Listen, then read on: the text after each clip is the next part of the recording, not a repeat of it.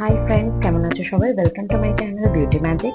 আজকে আমি তোমাদের সাথে কোনো রকম কোনো বিউটি টিপস শেয়ার করতে আসিনি। আজকে আমি এসেছি একটা কুইক ব্রেকফাস্ট রেসিপি নিয়ে তোমাদের সবার জন্য, যেটা খুব তাড়াতাড়ি হয়ে যায়, খুব কম সময়ে হয়ে যায়, আর তার থেকে বড় কথা হচ্ছে এটা খুব টেস্টি হয় খেতে।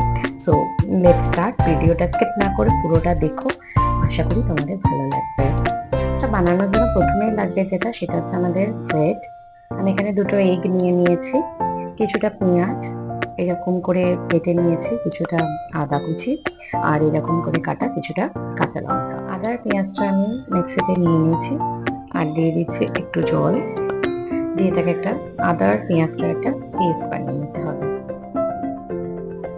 এবার একটা বড় পাত্রে আমি ডিম দুটো ভেঙে নিয়ে নিলাম। এবার এর সাথে পেঁয়াজের পেস্টটা মিশিয়ে দিতে হবে, আর তার সাথে স্বাদ মতো নুন, একটু গোলমরিচের গুঁড়ো, কাঁচা লঙ্কা আর দুধ মিশিয়ে নিয়ে আমাদের ভালো করে গুলিয়ে নিতে হবে। দুধটা এই কারণেই দেওয়া, তাতে করে আমরা যখন পাউরুটিটাকে ডিপ ফ্রাই করবো তেলে, তখন সেটা কিন্তু তেলটা অতটা সোক করবে না। তো চলো আমি দুধটাও অ্যাড করে নিলাম। এবার কড়াইতে তেল দিয়ে দিতে হবে, রিফাইন্ড অয়েল, যে কোনো সাদা তেল তোমরা ইউজ করতে পারো। তারপরে ত্রিকোণ করে কাটা পাউরুটিগুলোকে ওই মিক্সচারে ডুবিয়ে এবার গরম তেলে একটা একটা করে ছেড়ে দিতে হবে।